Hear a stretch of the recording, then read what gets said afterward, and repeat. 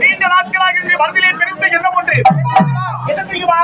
அது ஒரு அப்பத்திலே பணியடிக்க வேண்டும் என்று எண்ணம் அந்த போதைக்கு நிறைவேறி போகிறது. அடிக்கின்றோம் அம்மனாலையும் அடிக்கின்றோம் அந்த சிறிகை விட முடியாது. வர வேண்டும்.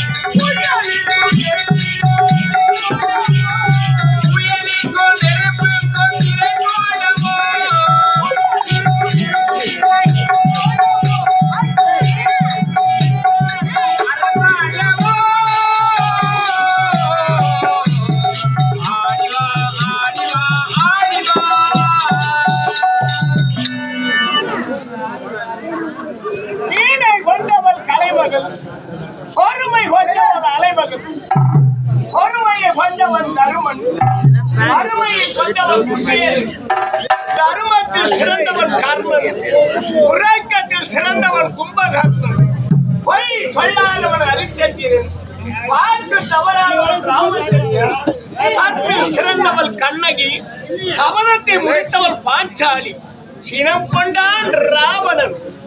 இப்பேற்பட்ட புலவர் பெருமான்களும் கவி அரசர்களும் பிறந்து வளர்ந்து இந்த மணிபுரி நாட்டில் மாதாண்ட மன்னனுக்கு மகனாக பிறந்து தமிழ்ச்செல்வன் என பெயர் வகுத்து வாழ்ந்து வருகிறேன். நானும் சின்ன சிறு வயதினில் அயல்நாடு வந்தேன். பட்டப்படிப்பை முடித்தேன். பாடசாலையில் மிக திறமையோடாக திகழ்ந்துவிட்டேன். இன்று என்னுடைய தாழம் திரும்புதாக இனிமை பெற்றேன். எனக்காக எந்நாட்டு மக்கள் யாவருமே எதிர்நோக்கி அழைத்து தாய்நாட்டில் உள்ள மக்களை எல்லாம் சந்திக்க வேண்டும். அப்படி சந்திக்கும் வேளையில் சிந்திக்கும் வேண்டும். நல்ல நடந்தால் போற்றக்கூடியவன், தீயது நடந்தால் தட்டி கேட்கக்கூடியவன். சுருக்கமாக சொல்லப்போனால் நான் ஒரு நல்லவனுக்கு நல்லவன், பொல்லாருக்கு பொல்லாதவன். இந்தியாவில் தலைமகனாய் இருந்தவர் யார்?